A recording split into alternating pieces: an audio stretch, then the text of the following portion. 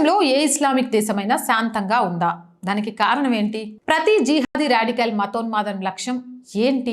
మొదట యూదులను, హిందువులను, పార్షులను, బౌద్ధులను, జైనులను, క్రిస్టియన్లను వీరందరూ కాపీర్లు. ఎవరైతే ముస్లింలు కారో వారందరూ కాపీర్లు. వీరందరినీ తుదిముట్టించిన తర్వాత షియాలను, అమదీయులను చంపాలని సున్నీలను చంపాలని షియాలు అనుకుంటారు. అట్లా పాకిస్తాన్ లో నిత్యం మారణ హోమం జరుగుతోంది. పాకిస్తాన్ దేశంలో మసీదులో జరిగిన బాంబు పేలుల్లో 50 మంది మృతి చెందారు. బ్రిటిష్ వారు స్థాపించిన కాంగ్రెస్ పార్టీకి చెందిన రాహుల్ గాంధీ, ప్రియాంక గాంధీల తల్లి, రాజీవ్ గాంధీ పెళ్లి చేసుకున్న విదేశీ ఇటలీ దేశస్తురాలైన సోనియా గాంధీ ఆధ్వర్యంలో యూపీఏ పాలనలో అంటే 12 ఏళ్ల కింది వరకు ఇదే పాకిస్తాన్ దేశపు ఉగ్రవాదులు మన దేశంలో ఇలా రోజు ఏదో ఒక చోట బాంబులతో పేలుళ్లు జరిపారు. AK-47 రఫీల్స్ తో విరుచుకుపడిన వేలాది మందిని పొట్టన పెట్టుకున్నారు. నరేంద్ర మోడీజీ నాయకత్వంలో బీజేపీ 2014 సంవత్సరంలో కేంద్రంలో అధికారంలోకి వచ్చిందో ఇక అప్పటి నుంచి మన భారతదేశంలో అలాంటి పేలుళ్లకు అడ్డుకట్టపడి మన దేశం అత్యంత ప్రశాంతంగా ఉంటుంది. ఇక అదే పాకిస్తాన్ దేశంలో మాత్రం జిహాదీ రాడికల్ మతోన్మాద ఉగ్రవాదాలు రోజు రోజుకి పెరిగిపోతున్నాయి. ఇలా ఏదో ఒక చోట చివరికి వాళ్ళ మసీదులో కూడా బాంబులు పేలుళ్లు పేలి వేలాది మంది చంపుతున్నారు, చంపబడుతున్నారు.